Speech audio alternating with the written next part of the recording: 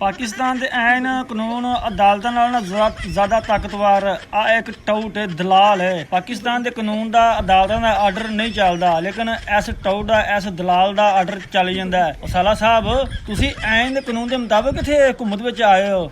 ਉਹ ਤੇਰੀ ਮਾਂ ਦਾ ਯਾਰ ਸ਼ਬਾਜੂ ਉਹ ਕੀ ਵੋਟ ਲੈ ਕੇ ਹਕੂਮਤ ਵਿੱਚ ਆਇਆ ਹੈ? ਉਹ ਐਨ ਦੇ ਮੁਤਾਬਕ ਹਕੂਮਤ ਵਿੱਚ ਆਇਆ ਹੈ। ਤੂੰ ਸਾਲਿਆ ਖੁਦ ਇੱਕ ਟਾਊਟ ਹੈ, ਦਲਾਲ ਹੈ। ਤੂੰ ਖੁਦ ਇੱਥੇ ਬੱਚੀ ਪੇਸ਼ ਕਰਕੇ ਇੱਕ ਸਾਫੀ ਬਣਿਆ ਹੈ। ਅੱਜ ਤੂੰ ਦੂਜਿਆਂ ਨੂੰ ਗੱਲਾਂ ਕਰਨਾ ਪੈ ਜੀ ਐਨ ਕਹਿਣਾ। ਉਹ ਸਾਲਿਆ ਆ ਤੇਰੀ ਮਾਂ ਦਾ ਯਾਰ ਜਿਸ ਨੂੰ ਹਕੂਮਤ ਛੱਡ ਕੇ ਗਿਆ ਨਾ, ਤੂੰ ਸਭ ਤੋਂ ਪਹਿਲੇ ਲੰਦਨ ਹੀ ਪਹੁੰਚਿਆ ਹੋਣਾ। ਫਿਰ ਤੁਹਾਡੀ ਐਸੀ ਮੰਜੀ ਠੋਕਣੀ ਹੈ ਇਹਨਾਂ ਅਦਾਰਿਆਂ ਨੇ, ਇਹੋ ਹੀ ਕਾਨੂੰਨ ਨਹੀਂ, ਇਹੋ ਹੀ ਐਸਟੈਬਲਿਸ਼ਮੈਂਟ ਨੇ। ਤੁਹਾਡੀ ਐਸੀ ਠੋਕਣ ਦੇ ਤੁਹਾਡੀਆਂ ਚੀਕਾਂ ਲੰਦਨ ਤੋਂ ਵੀ ਅੱਗੇ ਜਾਂਦੀਆਂ। ਇਹ ਖੋਤੇ ਜਿਹਾ ਕਿੰਨਾ ਤੈਨੂੰ ਮੁਲਕ ਦੇ ਵਿੱਚ ਮਹਿੰਗਾਈ, ਬੇਰੋਜ਼ਗਾਰੀ, ਗੁਰਬਤ, ਸਿੰਧ ਬਲੋਚਿਸਤਾਨ ਦੇ ਹਾਲਾਤ ਨਜ਼ਰ ਨਹੀਂ ਆਉਂਦੇ ਪਏ, ਤੈਨੂੰ ਕਸ਼ਮੀਰ ਦੇ ਹਾਲਾਤ ਨਜ਼ਰ ਨਹੀਂ ਆਉਂਦੇ ਪਏ, ਤੈਨੂੰ ਵਾਦੀ ਤੀਰਾ ਦੇ ਹਾਲਾਤ ਨਜ਼ਰ ਨਹੀਂ ਆਉਂਦੇ ਪਏ। ਉਹਨਾਂ ਤੇਰੇ ਮੂੰਹ ਤੇ ਹਰਾਮ ਦਾ ਲੁਕਮਾ ਕੀ ਮਾਰਿਆ, ਤੂੰ ਸਾਲਿਆ ਕਾਤੋਂ ਬਾਹਰ ਹੋ ਗਿਆ।